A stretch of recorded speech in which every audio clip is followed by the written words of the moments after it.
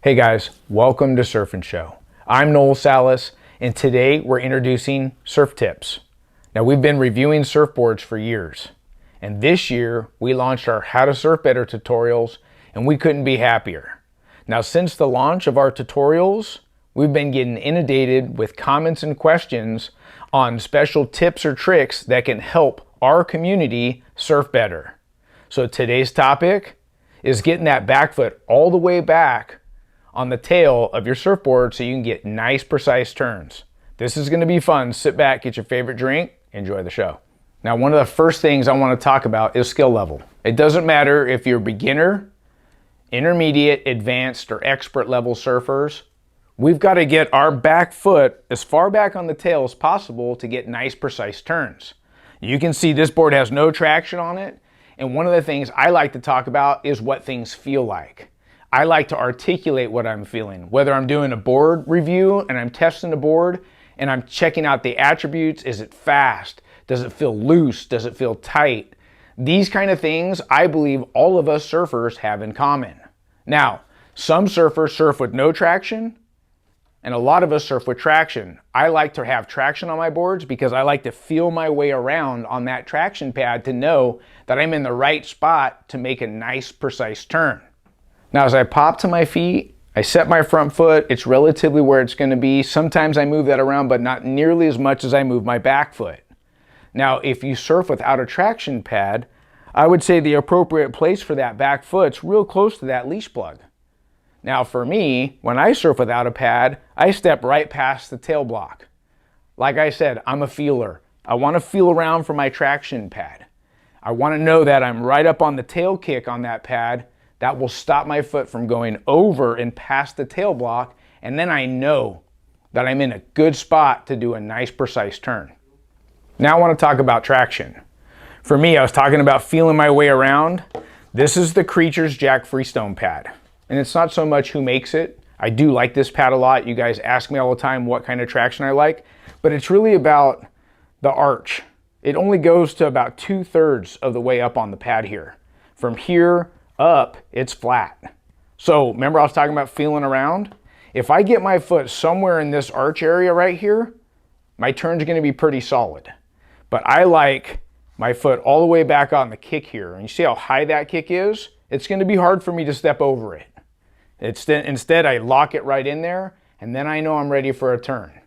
So let's identify what I believe to be a good place for your pad is just to move it back right up on the leash plug right here. Do you see how there's a little indentation on this pad?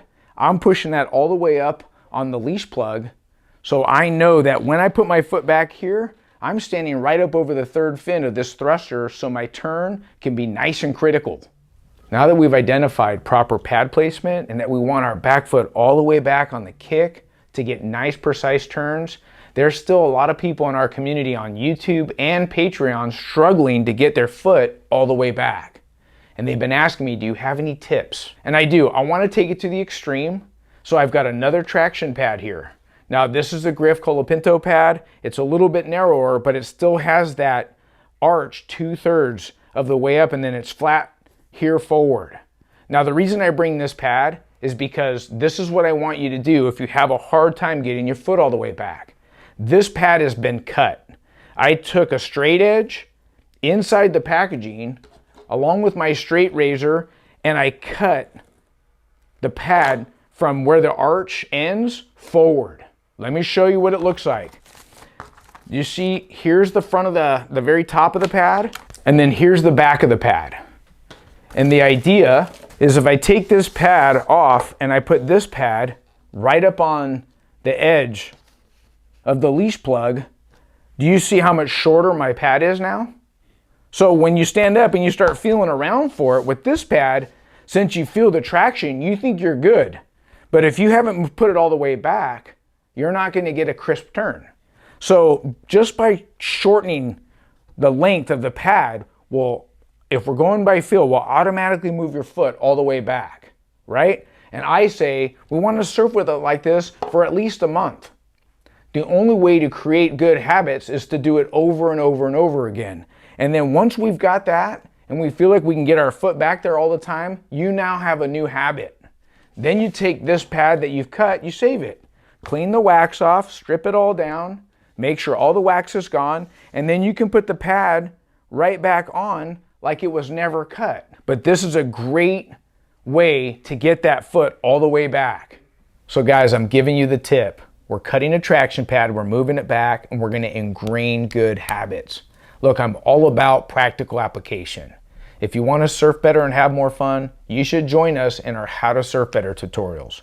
We take a topic, we work on 2 things, we look at a couple waves, and we break down proper technique. Then we take our Carver surf skates with practical application and we ingrain good habits. Now to join, just hit the link below, become a family patron, pledge $5 for the month, and unlock the exclusive content. Well guys, we hope you enjoyed today's surf tip.